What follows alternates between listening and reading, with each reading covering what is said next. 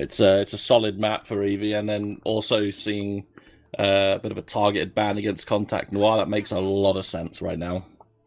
Contact Noir then following up with the Makoa ban.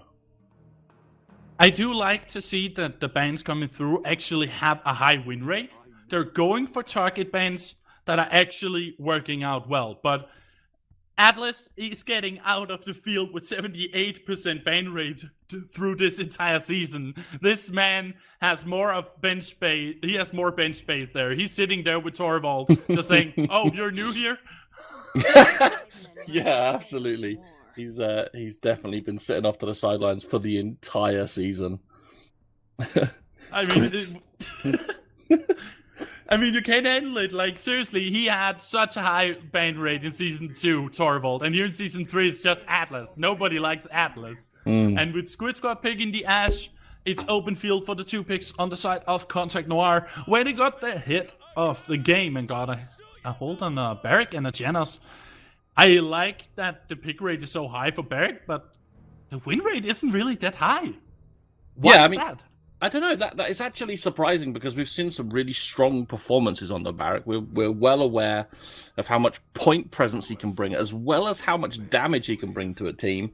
But yeah, that win percentage is surprising. Squid Squad now bringing out the first sniper of the day with the Strix pick. Be interesting to see if Contact Noir. We've seen them playing the Kinessa before. Be interesting to see if they bring out the other sniper as well. And then Squid Squad here bringing out the Ying. Now, we did actually see Ying played on this map into Contact Noir last week, I believe. And it'll be interesting to see if they can make this work for them. I definitely feel that they have a plan ahead of them here on Frog Isle. All of them has a lot of potential on the verticality of Frog Isle, and I do like to see a Khan being picked here from Contact Noir. They're definitely making sure that they have the strong off-tank-tank combo, and they're filling it up with a Cassie, which I do believe they're going to use as their sniper, so to speak. Yeah, I think that's probably the case here. I would be surprised, although it's not impossible, I would be surprised to see Kinessa come out of here as well. Squid Squad coming up with the Victor pick right now as well. I really feel like Squid Squad definitely have a plan up their sleeve that perhaps we're not seeing right now. Finishing their roster there with an Inara pick, which makes a lot of sense right now. But yeah, an interesting draft from Squid Squad.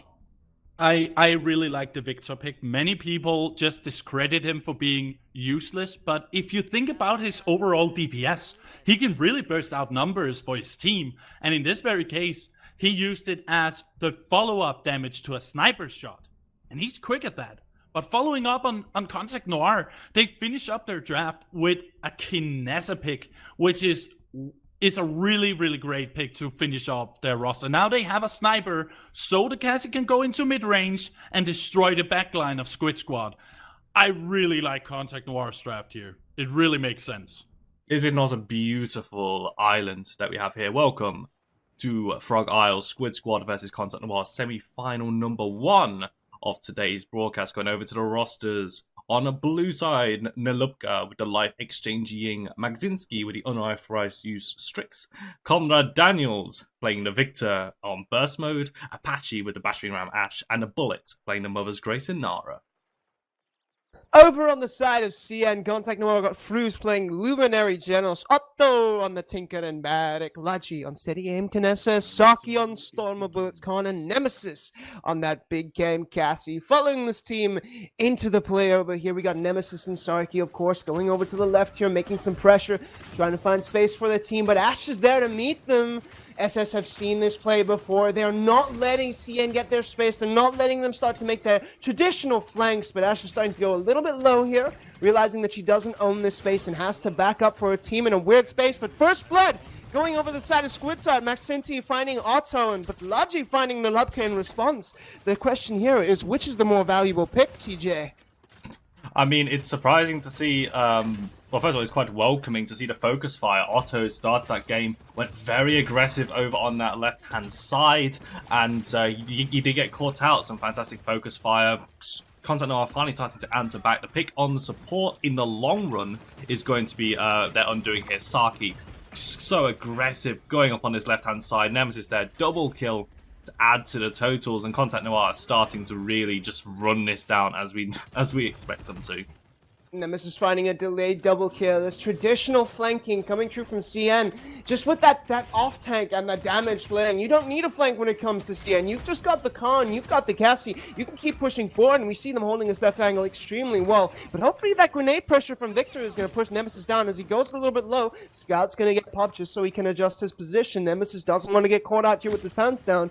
Victor's going to be sitting there. Gets almost taken off the map, but it's not enough. Maxinci is peeking this corner aggressively. Doesn't want Khan and Cassie to push up far more than they have already, and Khan's going to get taken down by Apache. That is overextending in a nutshell right there, and they get punished, but Daniels is going to go down return, answered by Nemesis, and this is a bit of a stalemate. A lot of respect coming out from Squid Squad. They know what Contact Noir want to do here.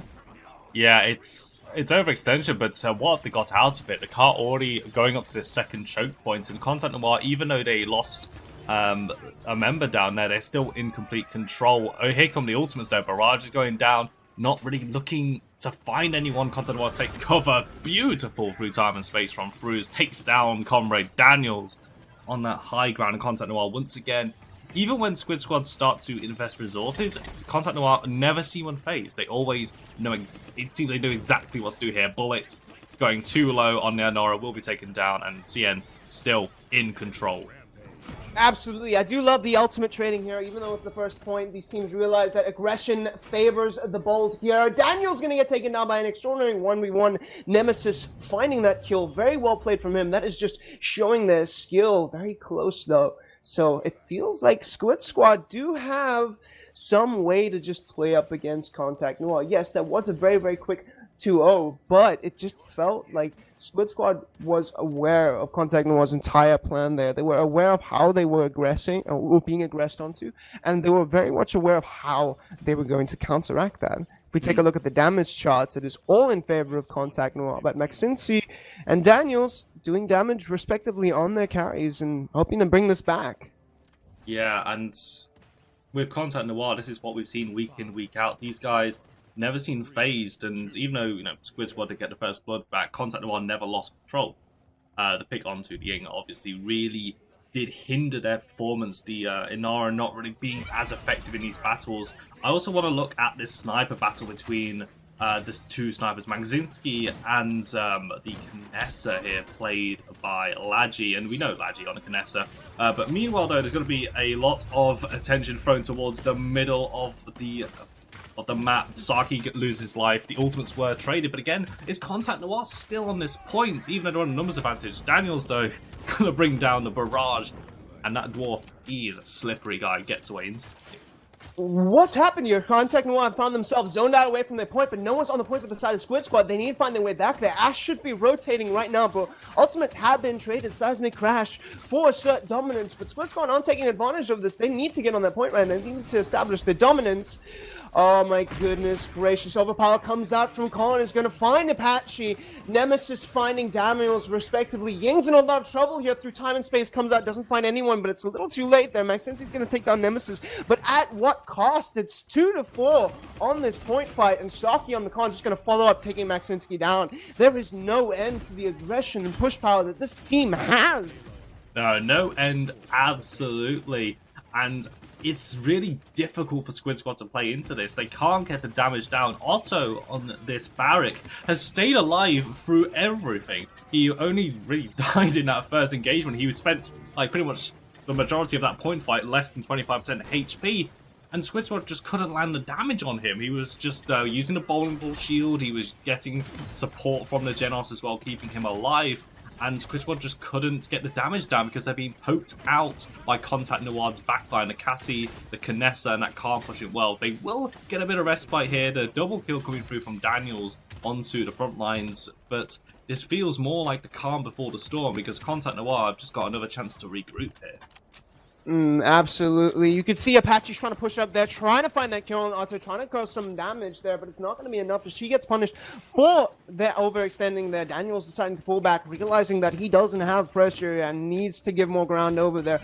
And Nora's looking very, very much alone, gets stunned out, is going to get taken out by Ludgy, of course. The sniper battling here cannot be underestimated, despite the fact that we've got a lot of pressure coming out from Nemesis, coming out from Saki.